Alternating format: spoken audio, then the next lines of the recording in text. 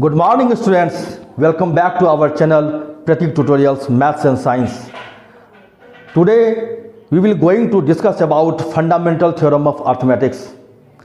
आज हमारी जो टॉपिक है वो बहुत ही इम्पोर्टेंट है और इस टॉपिक में हम लोग जानेंगे प्राइम नंबर से रिलेटेड बातों को, कंपोजिट नंबर से रिलेटेड बातों को। तो आइए देखते हैं।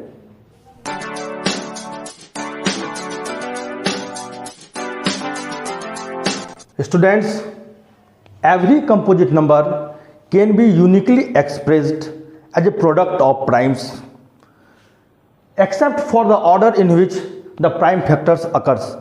इसका क्या मतलब हो रहा है? ये क्या है हमारे सामने? एक फंडामेंटल थ्योरम ऑफ अर्थमेटिक्स है। फंडामेंटल थ्योरम किसको कहते हैं? फंडामेंटल मीन्स, फंडामेंटल का मतलब क्या होता है? बेसिक, आधारभूत। हिंदी में बोले तो आधारभूत, आधारभूत प्रमेय है यह। किसका? तो अर्थमेटिक मीन्स अंकगणित, अंकगणित का यह आधारभूत प्रमेय है, एक बेसिक थ्योरम है यह। तो इस थ्योरम के बेसिस पर सबसे पहले इस थ्योरम को कार्ल फ्रीडरिच गैस ने 1801 ईस्वी, दैट मीन्स 1801 में इसको एट फर्स्ट इसको प्रूफ किया था। और उसके बाद, उससे पहले ये बहुत सारे लोगों ने, खासतौर पर यूक्लिड ने भी इससे रिलेटेड बहुत सी बातों को अपने एलिमेंट्री बुक में शामिल किया है। और उनके मुताबिक क्या था कि जितने भी हमारे नंबर्स होते हैं, जितने भी हमारे नेचुरल नंबर होते हैं, एक्सेप्ट वन, वन को छोड़कर, वन के बाद जितने भी हमारे सामने नेचुरल नंबर्स हैं वे या तो प्राइम हैं या नहीं तो प्राइम के प्रोडक्ट हैं, प्रोडक्ट ऑफ प्राइम्स हैं। इसी के बेसिस पर जो हमारा कार्ल फ्रीडरिच गैस है, उन्होंने इस चीज़ को फंडामेंटल थ्योरम के रूप में जो है इसको प्रमाणित किया है और इसको प्रूफ किया है। और उसके बाद यह रूल आया हुआ है कि every composite integer, that means number, can be expressed as a product of primes except the order in which the prime factors occurs. इसका मतलब है कि जितने भी हमारे कंपोजिट नंबर होते हैं उनको हम प्राइम नंबर्स के प्रोडक्ट के फॉर्म में रख सकते हैं। और यहाँ पर यह बात है कि इनका ऑर्डर डिफरेंट हो सकता है, कि जो अलग अलग स्टूडेंट अगर इसको अलग अलग तरीके से फॉर्म कर सकते हैं, ये ऑर्डर डिफरेंट हो सकता है, बट प्राइम नंबर्स जो है वो चेंज नहीं होगा। अगर हम एग्जांपल की बात करें तो सपोज दैट अगर मैं बात करूं 18 की, अगर 18 का मैं प्राइम फैक्टर करूं तो कैसे होगा? 2 से होगा, ये कैंसिल, ये 2 एक प्राइम नंबर है, 2 9 जा 18 एंड 3 3 जा 9, दैट मीन्स, और 3 से 3 1 टाइम्स। तो 18 को हम क्या लिख सकते हैं? 2 इंटू 3 इंटू 3।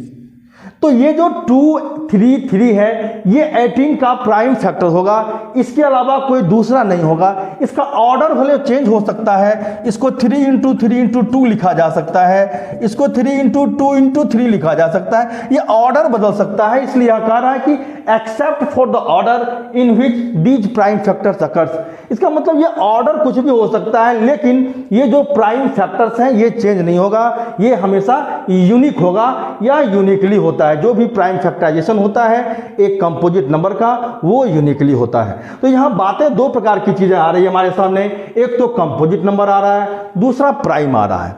क्या है ये कंपोजिट नंबर और क्या है ये प्राइम नंबर? तो प्राइम नंबर को तो हम लोगों ने जूनियर सेक्शन से ही देखा है कि numbers that have only 2 factors, 1 and the number itself is called prime. तो ऐसी बातें हम लोग पढ़े हुए हैं। और कंपोजिट के विषय में, numbers that are not a prime, that means that have more than 2 factors is called a composite integer. तो यहाँ पर जो भी नंबर्स हमारा होगा वो 1 के बाद होगा, यानी एक्सेप्ट 1, 1 को छोड़कर, because 1 is neither prime nor composite, 1 is a special number. इसे ना तो हम प्राइम नंबर में शामिल कर सकते हैं ना ही कंपोजिट नंबर में। तो 1 के बाद जितने भी हमारे सामने नंबर हैं, जो नेचुरल नंबर हैं, वो सारे क्या होंगे? या तो प्राइम नंबर्स होते हैं या नहीं तो वे कंपोजिट होते हैं। और कंपोजिट अगर वे होते हैं तो प्रोडक्ट ऑफ प्राइम के फॉर्म में आ सकता है। तो हमारा ये जो फंडामेंटल थ्योरम ऑफ अर्थमेटिक्स कहता है, यानी अंकगणित का आधारभूत प्रमेय, जो हमें यह कह रहा है इस बात को कि जितने भी कंपोजिट नंबर हैं वे सारे प्रोडक्ट ऑफ प्राइम्स के फॉर्म में एक्सप्रेस किए जा सकते हैं, भले ही उनका ऑर्डर डिफरेंट हो सकता है। तो इस बेसिस पर हम लोग प्राइम फैक्टराइजेशन को जान रहे हैं और इस पर मैं कुछ क्वेश्चंस को लेकर आ रहा हूं। बहुत जल्द आप इसको समझ पाएंगे कि फंडामेंटल थ्योरम ऑफ अर्थमेटिक्स का यूज कहां कहां किया जाता है। तो आइए आगे की बढ़ते हैं स्टूडेंट्स। क्वेश्चन है express 108 as a product of prime factors. अभी हमने फंडामेंटल थ्योरम ऑफ अर्थमेटिक को देखा, जहाँ की हर एक कंपोजिट नंबर को प्रोडक्ट ऑफ प्राइम्स के फॉर्म में लिखा जा सकता है और वो प्राइम फैक्टर क्या होता है, यूनिक होता है। तो यहाँ 108 का प्राइम फैक्टर करना है। कैसे करेंगे हम लोग प्राइम फैक्टर?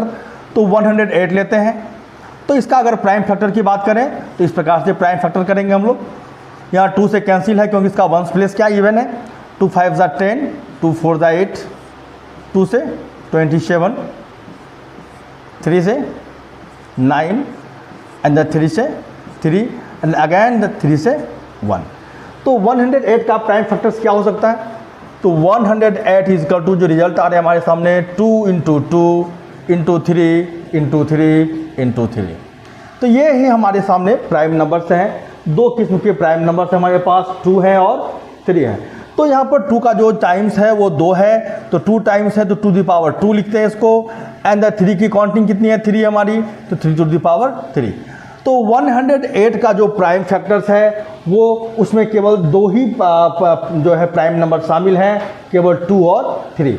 इसके अलावा इसमें कोई भी तीसरा प्राइम नंबर कभी भी नहीं आ सकता। कहीं पर भी अगर इसका प्राइम फैक्टर फाइंड किया जाएगा तो 2 का अमाउंट 2 ही होगा और 3 हमारे पास 3 ही होंगे। इसके अलावा कोई तीसरा प्राइम नंबर इसमें नहीं होगा, क्योंकि फंडामेंटल ऑफ थ्योरम जो है, फंडामेंटल थ्योरम ऑफ अर्थमेटिक जो है, ये कह रहा है कि जो प्राइम फैक्टर्स होते हैं हमारे कंपोजिट नंबर के, वो यूनिक होते हैं, वो चेंजेबल नहीं होते, वो यूनिक होते हैं। तो यह प्राइम फैक्टर क्या होगा? यूनिक होगा। अब इससे रिलेटेड बहुत सारे क्वेश्चंस आते हैं, बहुत प्रकार के क्वेश्चंस। HCF को फाउंडेशन करने के लिए HCF का भी फॉर्मेशन जो है किया जाता है इससे। तो देखते हैं HCF का फॉर्मेशन कैसे होता है। एक हम क्वेश्चन लेते हैं इस प्रकार का, जिसमें कि HCF और LCM से रिलेटेड बातें होंगी। आज हम प्राइम फैक्टराइजेशन के इस प्रोसेस से हम LCM और HCF को फाइंड करेंगे।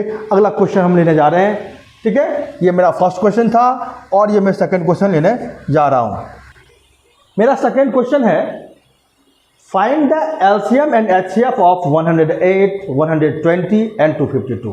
एक क्वेश्चन मैं बता रहा हूँ, LCM HCF को फाइंड करने के लिए इस एक क्वेश्चन को देखो और इसी बेसिस पर तुम्हारे सारे LCM HCF जो फैक्टराइजेशन प्रोसेस पर बनेंगे वो इसी बेसिस पर बनेंगे। तो आप ध्यान से देखो इसको। एट फर्स्ट क्या करना होगा मुझे? LCM और HCF को फाइंड करने के लिए इन तीनों नंबर का पार्टिकुलर अलग अलग मुझे प्राइम फैक्टर्स करना होगा। तो 108 का भी जस्ट हमारे सामने में किया है, तो जस्ट इसी प्रकार से होगा। 2 से 54 टाइम्स, 2 से 27 टाइम्स, 3 से 9 टाइम्स एंड अगेन 3 से 3 टाइम्स एंड फाइनली 3 से 1 टाइम्स। और अगर मैं बात करूं 120 की, तो क्या होगा 120 का फैक्टर? तो 2 से 60 टाइम्स, 2 से 30 टाइम्स, 2 से 15 टाइम्स, 3 से 5 टाइम्स, अगेन 5 से 1 टाइम। एंड अगर 252 की बात करूं मैं, तो क्या रिजल्ट आएगा मुझे? 2 से क्या आएगा? 1 2 6, 2 से अगेन 6 एंड 3 63 एंड 3 से 21 and 3 to 7 and the 7 is also a prime number, so 7 बन जा 7। तो ये हमारे तीनों नंबर के प्राइम फैक्टर्स हैं। अब हम क्या लिख सकते हैं इसमें कि 108 को लिख सकते हैं। 108 जो मेरा है उसे लिख सकते हैं हम 2 × 2 × 3 × 3 × 3। दैट मीन्स हम क्या लिख सकते हैं? 2 दी पावर 2 × 3⁻3। ओके। अगर 120 की बात करें हम, 120 को क्या लिख सकते हैं हम? तो ये है 2 × 2 × 2 × 3 × 5 × 3 × 5। That means 2 the power 3 × 3 × 5। और अब मेरे सामने है, हमारे सामने क्या है? 252। अगर मैं 252 को कैसे लिख सकता हूँ? 2 × 2 2 × 2 × 3 × 3 × 3 × 3 × 7। यहाँ मैं क्या देख रहा हूँ? 2 the power 2 × 3 the power 2 × 7। At first ये मैंने तीनों नंबर का जो है प्राइम फैक्टराइजेशन फाइंड कर लिया है। अब मुझे इसका एलसीएम और एचसीएफ को फाइंड करना है। तो क्या स्टेप लेना होगा? एलसीएम और एचसीएफ के लिए देखते हैं। एट फर्स्ट मुझे निकालना है कि एचसीएफ ऑफ 108, 120 एंड 252। तो एचसीएफ के लिए मुझे क्या करना है? तो एचसीएफ कहता है, एचसीएफ का फुल फॉर्म क्या हो गया? Highest common factor. Highest common factor, जब भी हाईएस्ट कॉमन फैक्टर निकालना होगा तो मुझे पावर्स को हमेशा लोवेस्ट में रखना है। पावर को कैसे रखना है? लोवेस्ट में। जो भी हमारे प्राइम फैक्टर्स आए हुए हैं सबके, उन सब में जो जो कॉमन है हमें उनके पावर को मुझे रखना है लोवेस्ट में। जैसे ये 2 यहाँ भी है, 2 इसमें भी है और 2 इसमें भी है। इन तीनों 2 में सबसे कम पावर किसका है? तो यहाँ पर हाईएस्ट पावर है 3, तो हाईएस्ट पावर को छोड़ देना है मुझे। ये दोनों में लोवेस्ट पावर दोनों इक्वल ही है, इसका मतलब 2 द पावर 2 ही हमारा लोवेस्ट है। तो जो मुझे लोवेस्ट पावर है उसे चूज कर लेना है। अब मैं बात करूंगा क्या 3 इसमें है, इसमें भी है, 3 यहाँ भी है और 3 यहाँ भी है। तो ये 3 में सबसे लोवेस्ट पावर कहाँ है? ये पावर 3 है। यहाँ पावर कुछ नहीं, दैट मीन्स ये 1 है और यहाँ पावर 2 है, तो ये है सबसे लोवेस्ट। तो मुझे इसे चुनना है, यहाँ पर 3 होगा। और अगर मैं बात करूँ और इसके अलावा कोई भी ऐसा प्राइम नंबर नहीं है जो सब में कॉमन है। जो भी कॉमन आ रहे थे सब में, जो तीनों में मिल रहे थे, उसमें जो सबसे लोअर पावर है, सबसे लोवेस्ट है, उसे हम लोग चूज कर लेते हैं और फाइनली जो रिजल्ट आता है उसे हम लोग मल्टीप्लाई कर लेते हैं। तो 2 द पावर 2 क्या होगा? 4 into that is 3, result is 12। ये 12 जो है मेरा, ये मेरा हुआ एचसीएफ ऑफ 108, 120 एंड 252। अगर मैं बात करूं एलसीएम की, वैसे तो यहाँ एलसीएम का जो फुल फॉर्म होता है वो क्या होता है? Lowest common multiple. लेकिन लोवेस्ट कॉमन मल्टीपल में मुझे अगर प्राइम फैक्टर्स की बात करूं तो यहाँ मुझे पावर्स हाईएस्ट चूज करने हैं, 108, 120 एंड 252। तो यहाँ मुझे क्या करना है? जो पावर मुझे लेना है वो हाईएस्ट लेना है। तो अगर मैं 2 की बात करूं तो 2 का हाईएस्ट पावर यहाँ है, ये हाईएस्ट पावर मुझे लेना है 2 का पावर। और 3 की मैं बात करूं तो 3 का हाईएस्ट पावर मैं देखूं अगर, तो ये है मेरा हाईएस्ट पावर 3 का, तो 3 को चूज करना है। और इसके अलावा जो जो नहीं है कॉमन, उन्हें भी मुझे शामिल करना है। अगर वो किसी 2 में है तो वहाँ जो हाईएस्ट पावर है वो चूज करना है। जैसे कि यहाँ 5 नहीं है लेकिन इसमें 5 है, और अगर मैं देख लूँ और कहीं 5 है तो उसमें जो हाईएस्ट होगा मैं उसे चूज करूँगा।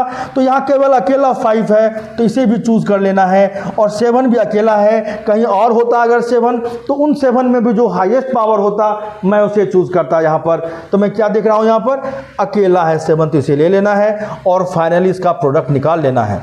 2 द पावर 3 क्या होगा? 8 होगा। 3 द पावर 3 क्या होगा? 27 इंटू 5 इंटू 7। ओके, अब इसे हम लोग मल्टीप्लाई कर लेते हैं फाइनली, और ये होगा हमें मल्टीप्लाई करके क्या रिजल्ट आ रहा है मुझे? ये मल्टीप्लाई करके रिजल्ट आ रहा है 7560। ये मेरा होगा फाइनली एलसीएम। तो इस प्रकार से हम लोग जो फंडामेंटल थ्योरम ऑफ अर्थमेटिक्स है, जिसमें कि हमें जो हमारा कंपोजिट नंबर है जिसे हम एक्सप्रेस कर सकते हैं प्रोडक्ट ऑफ प्राइम्स के फॉर्म में, और इस बेसिस पर एचसीएफ और एलसीएम इस तरह से फाइंड किया जाता है। स्टूडेंट्स, हमारे सामने क्वेश्चन है, so that any number of the form 6 to the power n never end with the digit 0 where n is any natural number. तो n कोई भी नेचुरल नंबर है, इसका मतलब n की वैल्यू 1 से लेकर इन्फिनाइट तक जाएगी, और ये 6 पर पावर के फॉर्म में है, और मुझे शो करना है कि ये नंबर कभी भी 0 पर एंड नहीं होगा। तो सबसे पहले हम ये जानें कि कोई भी नंबर जो 0 पर एंड होता है आखिर उसके फैक्टर होते कैसे हैं। तो अगर एग्जांपल लें हम कुछ ऐसे नंबरों की, तो क्या देखते हैं हम? सपोज दैट 10 मेरा फर्स्ट मेंबर है, तो अगर मैं इसका प्राइम फैक्टर करूं तो रिजल्ट क्या आता है? दैट मीन्स 2 इंटू 5 आता है। अगर मैं सेकेंड 0 की वाली बात करूं जो 20 की, तो क्या रिजल्ट आएगा? ये जो है सो आ रहा है 2 इंटू 5 आ रहा। सपोज दैट अगर मैं 30 की बात करूं तो क्या आएगा? तो मैं देख रहा हूं कि 2 इंटू 3 इंटू 5 आ रहा है। ऐसे कोई भी नंबर, ऐसा कोई भी नंबर जो हम ले सकते हैं, तो उसमें मैं क्या देखूंगा, जैसे अगर एग्जांपल मैं और बढ़ा दूं, सपोज दैट 70, मैं इसका अगर फैक्टर करूं तो क्या रिजल्ट आएगा, दैट मीन्स ये आ रहा है 2 × 5 × 7। तो यहाँ पर कुछ बातें कॉमन हैं, ये सारे जो जीरो वाले हैं हमारे, इसमें क्या कॉमन आ रहे हैं कि 2 और 5, मैं देख रहा हूँ कि 2 और 5 है इसमें, 2 है 5 है, 2 है 5 है, 2 है 5 है, दैट मीन्स 5 तो सब में है, 2 भी है। जितने भी जीरो वाले नंबर हैं उनमें 2 और 5 दोनों आ रहा है मुझे, ये तो क्लियर है। अब मैं अगर बिना जीरो वाले नंबर कोई भी बात करूं, सपोज दैट मैं 12 ले लेता हूं, तो क्या फैक्टर होगा, 2 6 टाइम्स, 2 3 टाइम्स, दैट मीन्स ये आ रहा है 2 × 2 × 3। इसमें 2 तो है लेकिन 2 है, 3 है, बट 5 नहीं है। तो 2 है बट 5 नहीं है, इसलिए कि इसमें जीरो नहीं है। यानी सीधी सी बात है कि जीरो आने के लिए किसी के इंड पोजीशन पर जो हमारा वंस प्लेस है वहाँ अगर जीरो है तो जीरो आने के लिए 5 का होना बहुत ज़रूरी है, उसके कॉमन फैक्टर में 5 का होना बहुत ज़रूरी है। तो इन एग्जाम्पल से यह क्लियर होता है कि जब तक उसके प्राइम फैक्टर में 5 नहीं होगा तो वो नंबर ज़ीरो पर इंड नहीं होगा।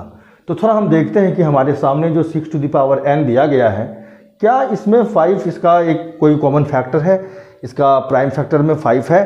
तो हम सबसे पहले देखते हैं, लेकिन हम अपने रूल को पहले लिख दें कि क्या रिजल्ट आया हमारे सामने में कि 5 जो है प्राइम फैक्टर होना चाहिए, और ये बात मैं यहाँ लिखने जा रहा हूँ रूल में। सॉल्यूशन में हम लोग आ रहे हैं कि if 6n end with zero, अभी हमने क्या देखा रिजल्ट, अगर कोई भी नंबर जीरो पर इंड होता है तो उसके पास क्या है 5, उसका एक प्राइम फैक्टर होना चाहिए। तो if 6n end with zero, it must have 5 as a prime factor, as a prime factor। तो ये जो है प्राइम फैक्टर उसका 5 होना चाहिए। कोई भी नंबर अगर जीरो पे एंड होगा तो उस पर 5 उसका जो एक प्राइम फैक्टर होना चाहिए। तो हम देखते हैं क्या 6 पर पावर जो n है इसका प्राइम फैक्टर में 5 है या नहीं। तो नाउ तो 6 पर पावर n की अगर मैं बात करूं तो ये तो पावर है, तो 6 का प्राइम फैक्टर क्या होगा। तो हम तो जानते हैं कि 6 का प्राइम फैक्टर केवल 2 × 3 ही आएगा, और ये पावर इस पर आ जाएगा। और जो हमारा एक्सपोनेंट थ्योरी है उसके मुताबिक ये पावर हम दोनों को दे सकते हैं, तो 2 पर power n × 3 to the power n, तो ये इसका फैक्टर होगा। दैट मीन्स 2 भी n टाइम्स है और 3 भी n टाइम्स है। तो यानी कि इसमें केवल 2 ही प्राइम नंबर आ रहे हैं, केवल 2 आ रहे हैं और 3 आ रहे हैं। उनका टाइम्स वाली डिफरेंट है, वो अलग है, लेकिन वो 2 और 3 आएगा। और हमारा जो फंडामेंटल थ्योरम ऑफ अर्थमेटिक है वो क्या कर रहा है कि जो प्राइम फैक्टर होता है वो हमेशा यूनिक होता है, वो चेंजेबल नहीं होता। तो मैं क्या देख रहा हूँ कि 6 पर पावर n पर जो इसका जो प्राइम फैक्टर है उसमें केवल 2 और 3 आ रहे हैं। क्या लिख देते हैं कि it is shows that 6 to the power n have only 2 and 3 as a prime factor। तो क्या दिखाई पड़ रहा है इससे कि 6 पावर n जो है इसके पास केवल 2 ही प्राइम फैक्टर हैं, 2 और 3, यानी 5 इसके पास फैक्टर नहीं है। वी नो दैट, यहाँ क्लियर कर दें हम अपने फंडामेंटल थ्योरम ऑफ अर्थमेटिक को कि we know that from fundamental theorem of arithmetic, from fundamental theorem of arithmetic,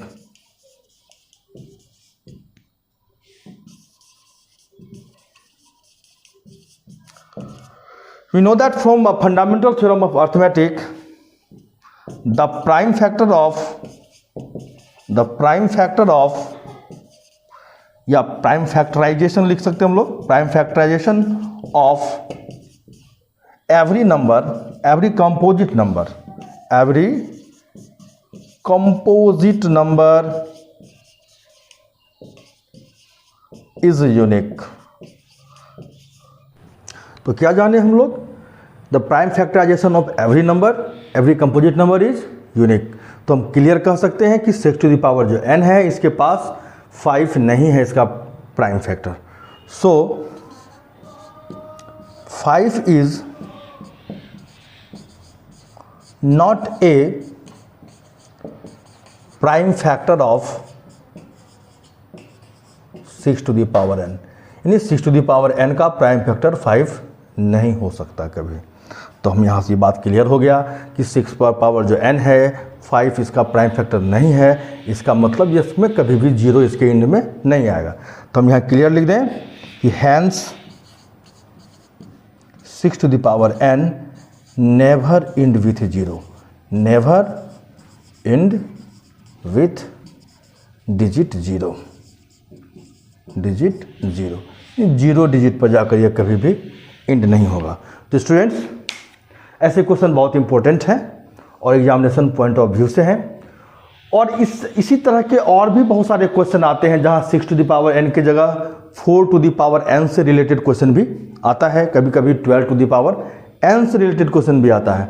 तो ऐसे कंडीशन में मुझे बिल्कुल यही करना है। अगर यहाँ पर 4 टू द पावर n होता तो 4 टू द पावर n का फैक्टर में केवल हमको 2 आता, ओनली 2 आता हमको फैक्टर, और हम वहाँ भी यही बात लिखते कि 5 उसका प्राइम फैक्टर नहीं है, और क्लियर हो जाता कि 4 टू द पावर n जो है वह 0 पर एंड नहीं होगा। और अगर इसके जगह 12 टू द पावर n वाला क्वेश्चन हो तो भी हम इसका अगर प्राइम फैक्टर करेंगे 12 का तो 2 पर पावर 2 आएगा और एक 3 आएगा। दैट मीन्स 2 पर पावर यहाँ 2n और यहाँ 3 पावर n हो जाएगा। तो वहाँ भी एक क्लियर होगा कि 5 उसका प्राइम फैक्टर नहीं है, इसलिए 12 टू द पावर n भी 0 पर एंड नहीं करेगा। तो इससे रिलेटेड जो भी क्वेश्चन होंगे वो इसी हिसाब से बनेंगे। आप लोग इसको सावधानी से देख लीजिए और इससे रिलेटेड बहुत सारे क्वेश्चन आने वाले हैं। ठीक है स्टूडेंट्स, हमारे सामने क्वेश्चन है explain why 7 into 6 into 5 into 4 into 3 into 2 into 1 plus 5 is a composite number. तो कंपोजिट नंबर पर हमने पहले भी डिस्कस किया अपने वीडियोज़ में। कंपोजिट नंबर होता क्या है? ऐसे नंबर्स जिसके 2 से ज़्यादा फैक्टर होते हैं, ऐसे नंबर्स जिनके 2 से ज़्यादा फैक्टर होते हैं कंपोजिट नंबर। तो एट फर्स्ट हमें इस बात को शो करना होगा कि इसके 2 से ज़्यादा फैक्टर हैं। अगर हम इस बात को शो कर पाए कि इसके 2 से ज़्यादा फैक्टर हैं तो यह एक कंपोजिट नंबर प्रूफ हो जाएगा। तो आइए इसका सॉल्यूशन करते हैं। एट फर्स्ट मेरा जो क्वेश्चन है 7 into 6 into 5 into 4 into 3 into 2 into 1 plus 5। तो एट फर्स्ट इसको हम देखते हैं कि कैसे यह कंपोजिट नंबर प्रूफ होगा। तो हम यहाँ क्या देख रहे हैं कि यहाँ पर ये जो 2 पार्ट हैं हमारे क्वेश्चन में, इनमें 5 जो है वो दोनों में कॉमन आ सकता है। तो एट फर्स्ट इसे हम कॉमन ले लें तो क्या रिजल्ट बचेगा मेरे पास? तो 5 के कॉमन होने से बचेगा यहाँ 7 into 6 into 4 into 3 into 2 into 1, और इसके पोजीशन में क्या बचेगा हमको? 5 में से 5 कॉमन हो चुका है, 1 बचेगा। ओके, अब यहाँ से आगे देखते हैं हम 5, इन सबको हम मल्टीप्लाई कर लेते हैं। 1008 प्लस 1। अब जो इसका रिजल्ट आएगा 5 इंटू 1009। तो हम देख रहे हैं कि ये जो नंबर है ये 2 नंबर का प्रोडक्ट हो चुका है, यानी इसके 2 फैक्टर तो इमीडिएटली यहाँ आ चुके हैं 5 इंटू 1009। और हम एक बात जानते हैं कि 1 जो है वो सबका फैक्टर होता है। इसका मतलब है कि इसके 3 फैक्टर तो ऑलरेडी हो गए, 5, 1009 और 1, और एक फैक्टर और है। अगर इन दोनों का मैं प्रोडक्ट कर दूं तो वह जो नंबर बनेगा वह भी इसका एक फैक्टर होगा। तो कुल मिला के इसके 4 फैक्टर आ रहे हैं कम से कम हमारे सामने में। तो 5, 1009, 1 और एक नंबर, इन दोनों का प्रोडक्ट। तो इसका मतलब है कि इसके 2 से ज़्यादा फैक्टर हैं। तो यहाँ यह क्लियर हो चुका है कि इस नंबर के 2 से ज़्यादा फैक्टर हैं। तो हम इस बात को कह सकते हैं कि यह एक कंपोजिट नंबर है। लिख देंगे since given number has more than 2 factor, more than 2 factor, इसके फैक्टर जो है वो 2 से ज़्यादा हो चुके हैं, इसलिए कर देयरफॉर हैंस क्या लिख सकते हैं हम कि 7 into 6 into 5 into 4 into 3 into 2 into 1 plus 5 is a composite number. यह कंपोजिट नंबर हो चुका है, यह कंपोजिट नंबर है हमारा। ओके, तो इस तरह से हम ऐसे नंबर, ऐसे और भी बहुत प्रकार के क्वेश्चन हो सकते हैं जहाँ की मुझे कंपोजिट नंबर प्रूफ करना होगा। तो ऐसे क्वेश्चनों में हम इसी प्रकार से कॉमन लेंगे, कुछ ना कुछ एक नंबर जरूर इसमें कॉमन होगा, और कॉमन लेने के बाद जो फाइनली हमें नंबर आएगा उसे मुझे शो कर देना है। अगर कम से कम 2 नंबर भी आ जाता है तो 1 तो उसका एक फैक्टर होगा ही, तो 3 फैक्टर तो ऑलरेडी हो जाएंगे, और उसके अगर मोर देन 2 फैक्टर हो जाते हैं तो वह एक कंपोजिट नंबर प्रूफ हो जाता है। अब मैं बात करने जा रहा हूँ कुछ एलसीएम और एचसीएफ से रिलेटेड बातें। तो एलसीएम एंड एचसीएफ ये मेरा आज का मुख्य टॉपिक है जिस पर कि हम लोग डिस्कस करने जा रहे हैं। इस टॉपिक में हम लोग कुछ फार्मूले को जानेंगे, और ऐसे फार्मूला हम लोगों ने कुछ जूनियर सेक्शन में भी पढ़ा हुआ है कि एलसीएम और एचसीएफ में से क्या एक रिजल्ट सामने हमारा है। तो पहला जो रिजल्ट आ रहा है इसमें मैं आपको बता दूं कि पहला रिजल्ट क्या होता है कि ये जो एलसीएम होता है वो एचसीएफ से हमेशा डिविजिबल होता है, यानी एचसीएफ जो है वो एक फैक्टर होता है एलसीएम का, यानी कि HCF is a factor of LCM. इसको याद रखना है कि एचसीएफ क्या है, is a factor of LCM, या एलसीएम का एक फैक्टर होता है, यानी एलसीएम को अगर मैं एचसीएफ से डिवाइड करूं तो वह कंप्लीटली डिविजिबल होना चाहिए, और अगर वह डिविजिबल नहीं है तो इसका मतलब वह एचसीएफ और एलसीएम किसी खास नंबर के दिए गए नंबर के नहीं हो सकते।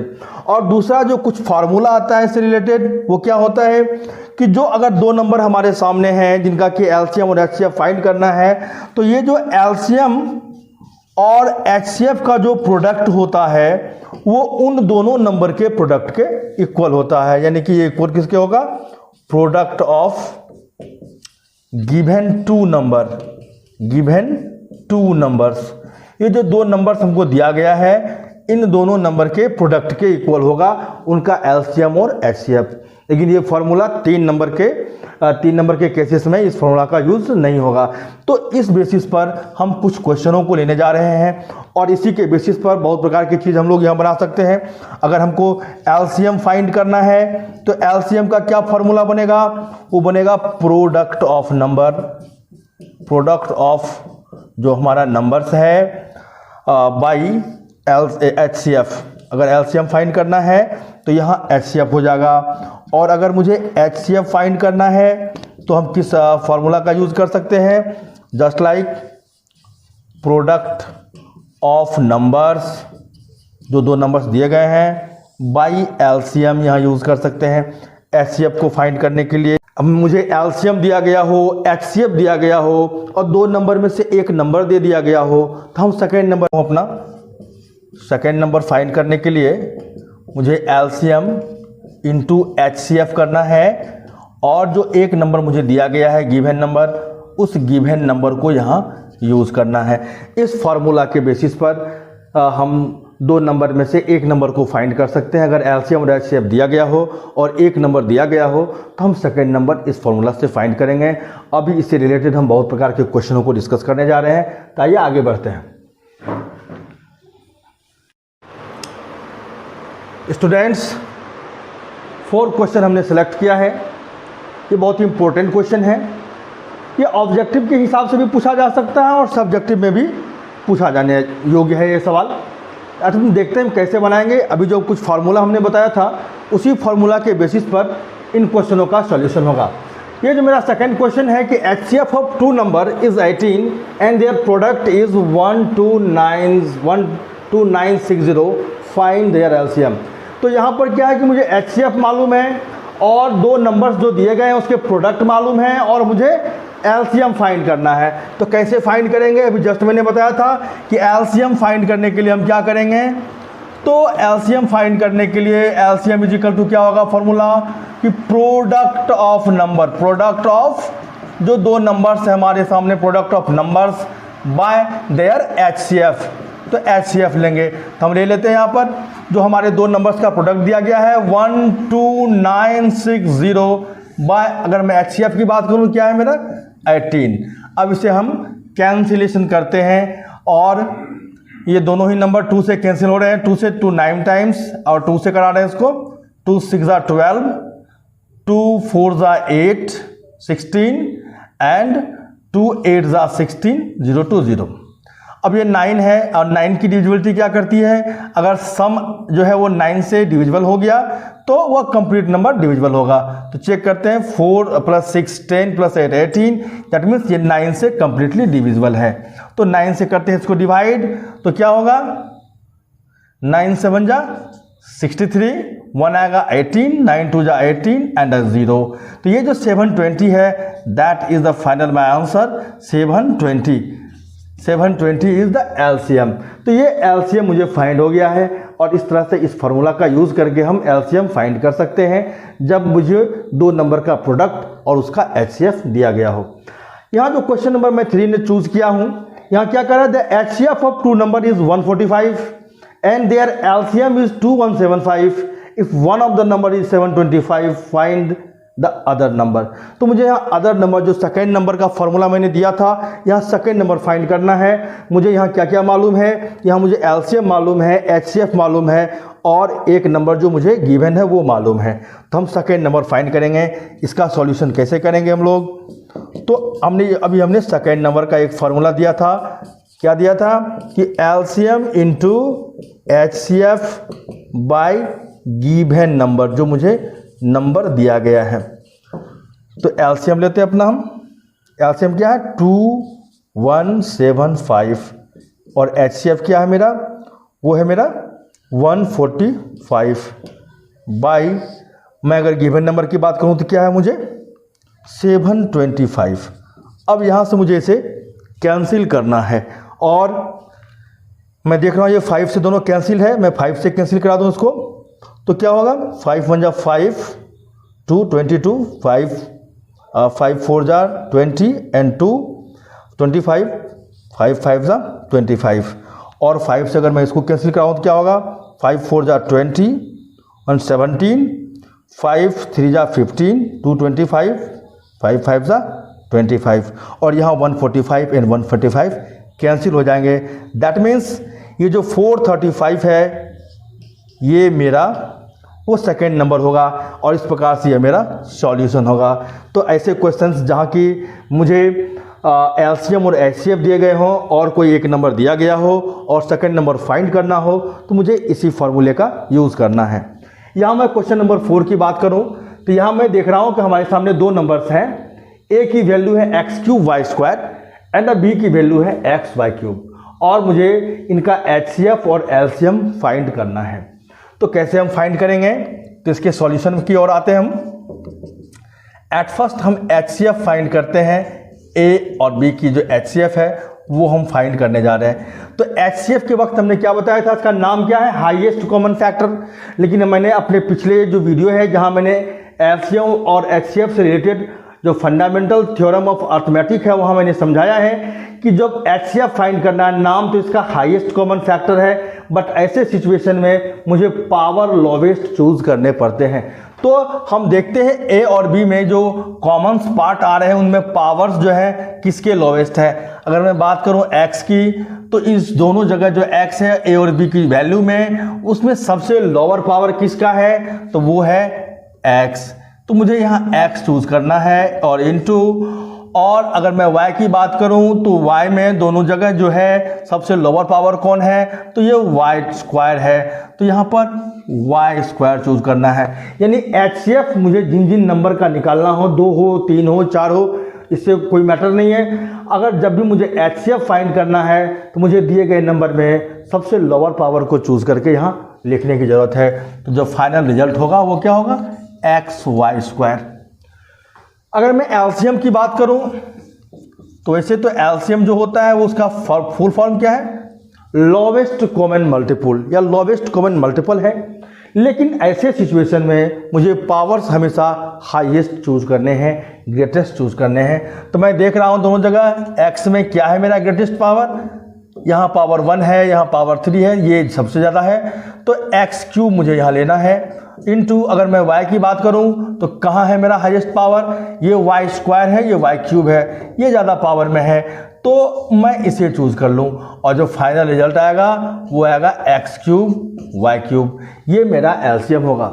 इस प्रकार के जब एल्जेब्रिक क्वेश्चंस होंगे जहां मुझे एलसीएम और एचसीएफ फाइंड करना है, तो यहाँ पर पावर्स का ख्याल रखना है कि एचसीएफ निकालते वक्त मुझे उन एल्जेब्रिक चीज़ों में मुझे उसके लोअर पावर को चूज़ करना है, वहीं एलसीएम फाइंड करते वक्त मुझे क्या करना है, उसके हाईएस्ट पावर को चूज़ करना है। अब यहाँ एक क्वेश्चन है, यहाँ पर मुझे सिंपलेस्ट फॉर्म में लाना है, 368/496 है, ऐसे क्वेश्चन एग्जामिनेशन में पूछे जाते हैं। इसका सिंपलेस्ट फॉर्म क्या हो सकता है? तो सिंपलेस्ट फॉर्म को निकालते वक्त हमें सबसे पहले क्या करना है कि मुझे इनका एचसीएफ फाइंड करना होगा। तो सबसे पहले मुझे क्या फाइंड करना है, एचसीएफ फाइंड करना। अगर सॉल्यूशन की बात करें तो मुझे एचसीएफ फाइंड करना है, एचसीएफ ऑफ 368 एंड 496, इनका एचसीएफ सबसे पहले मुझे फाइंड करना है और लिखना है उसका एचसीएफ क्या है। तो एट फर्स्ट यहाँ हम एचसीएफ फाइंड करने जा रहे हैं इनका। तो एट फर्स्ट 368 लेते हैं और इनसे डिवाइड करना होगा 496। ये डिवीजन प्रोसेस का हम यहाँ यूज़ करने जा रहे हैं, क्योंकि बड़े नंबर में ऐसे जो तरीके हैं वो काफ़ी यूज़फुल होते हैं। तो स्टार्ट ये 1 टाइम्स में होगा, यहाँ पर 368 एंड 16 to 8 माइनस करेंगे तो 8 आएगा यहाँ पर, 8 में से 6 आएगा 2 एंड ये आएगा यहाँ पर 1। अब क्या करते हैं हम लोग, रिमाइंडर जो होता है मेरा वो डिवाइज़र बनता है और जो डिवाइज़र है वो मेरा वो डिविडेंड बनता है। तो 368 यहाँ ले आएंगे हम और अब यहाँ हम कैंसिल करते हैं। तो हम क्या देख रहे हैं यहाँ पर कि ये 2 टाइम्स में कैंसिल नहीं होगा, ये 2 टाइम्स में कैंसिल हो सकता है, 3 टाइम्स में कैंसिल नहीं होगा। तो इसको 2 टाइम्स में हम कैंसिल करा रहे हैं। 2 8 जा 16, 2 2 जा 4 1 5, 2 1 जा 2, माइनस कर लें से हम, 8 में से 6 आएगा तो क्या बचेगा मुझे 2 एंड 6 to 5 माइनस करेंगे तो क्या होगा 1 एंड 3 से 2 माइनस करेंगे तो क्या होगा, ये 1 होगा। अब यहाँ से हम आगे बढ़ते हैं और ये 128 क्या होगा मेरा, वो अगला डिविडेंड बनने वाला है। तो यहाँ पर भी मैं देख रहा हूँ कि 1 टाइम्स में ये आ रहा है 1 1 2। अगर माइनस करूँ तो 8 में से 2 आएगा तो क्या बचेगा 6 और 2 में से 1 आएगा तो 1 बचेगा, ये कैंसिल हो गया। अब यहाँ थोड़ा प्लेस की कमी है, मैं इधर कर लेता हूँ। अब ये 16 जो है मेरा वो क्या होगा, वो डिवाइज़र बनेगा मेरा, और ये 112 जो है मेरा क्या होगा, ये डिविडेंड होगा। तो मैं देखता हूँ कितने बार में घटा सकता हूँ मैं, ये 7 टाइम्स में पूरी तरह से कैंसिल्ड है, ये पूरी तरह से कैंसिल हो चुका है। 16 से ये पूरी तरह कैंसिल हुआ है। इसका मतलब ये एचसीएफ क्या मुझे आ रहा है 16 आ रहा है। तो इन दोनों का एचसीएफ हमने फाइंड किया है, वो क्या है मेरा 16। अब अगर मुझे सिंपलेस्ट फॉर्म में लाना है तो हम क्या करेंगे, जो सिंपलेस्ट फॉर्म है 368 का, तो 368 और जो ये 496 है, इसको जब सिंपलेस्ट फॉर्म में लाना है तो मुझे क्या करना है, इन दोनों ही न्यूमरेटर एंड डिनोमिनेटर दोनों को अपने एचसीएफ से डिवाइड कर देना है। 16 से मुझे डिवाइड कर देना है, जो रिजल्ट आएगा वो मेरा फाइनल आंसर होगा। तो हम 16 से डिवाइड करते हैं तो क्या होगा, तो 16 2 जा 32 आएगा यहाँ पर, और 4 आएगा 48, दैट मीन्स 16 3 जा 48। तो ये 16 से 23 टाइम्स पूरी तरह से कैंसिल होगा। अब 16 की बात मैं करूं तो क्या होगा, 16 3 जा 48 आएगा और 1 बचेगा 16 एंड 16 1 जा 16। तो ये 23/31 जो है वो इस नंबर का सिंपलेस्ट फॉर्म है। तो इस प्रकार के जितने भी क्वेश्चंस हमें फ्रैक्शन के फॉर्म में होंगे और उन्हें सिंपलेस्ट फॉर्म में लाना है तो मुझे क्या करना है, उन दोनों का एचसीएफ फाइंड करना है, फिर एचसीएफ से दोनों नंबर को डिवाइड करना है, जो फाइनल रिजल्ट आएगा वो मेरा सिंपलेस्ट फॉर्म होगा। अब यह दोनों नंबर किसी भी अदर नंबर से डिविजिबल नहीं है। तो इस प्रकार से इन चारों क्वेश्चन को आप नोट कर लें, यह बहुत ही इम्पोर्टेंट है और एग्जामिनेशन पॉइंट ऑफ व्यू में यह ऑब्जेक्टिव और सब्जेक्टिव दोनों ही तरह से पूछे जा सकते हैं। तो इन क्वेश्चनों के बाद हम एक क्वेश्चन और लेने जा रहे हैं। स्टूडेंट्स, हमारे सामने आज का 6th क्वेश्चन है।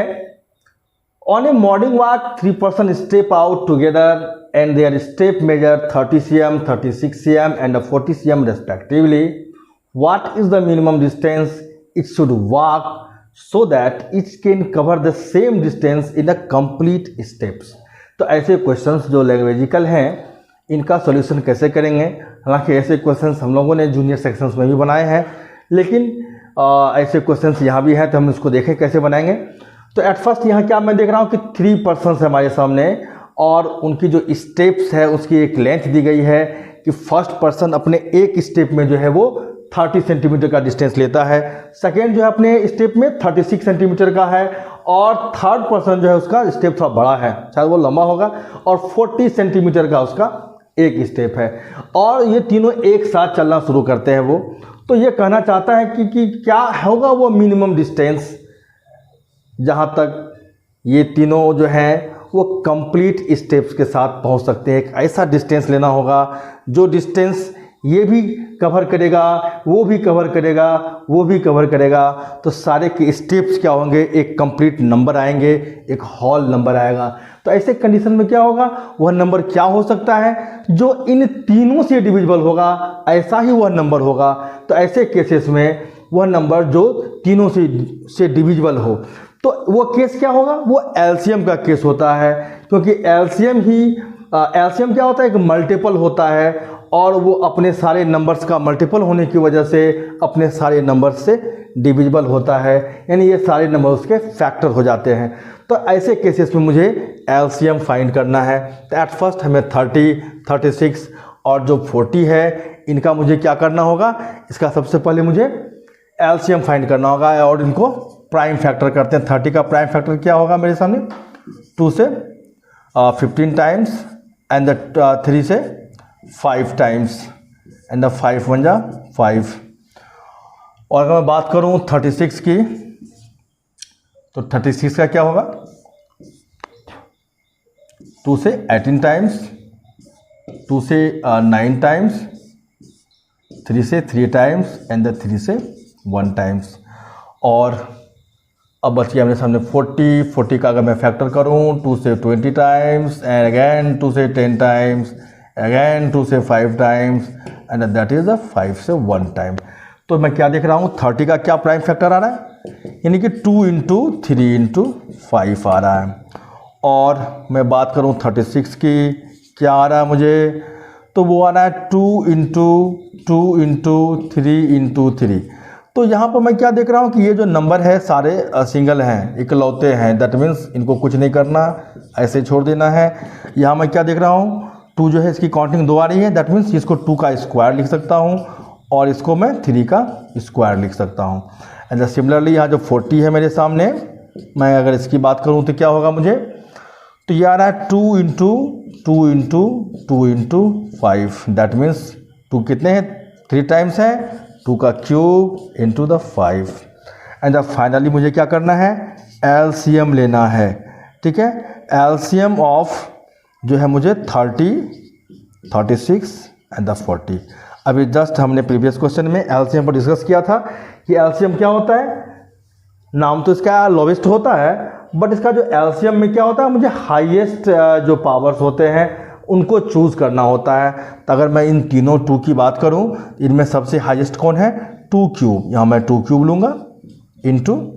और अगर मैं 3 की बात करूं तो 3 में सबसे हाईएस्ट कौन आ रहा है, वो है 3 का स्क्वायर, तो मुझे 3 का स्क्वायर लेना होगा।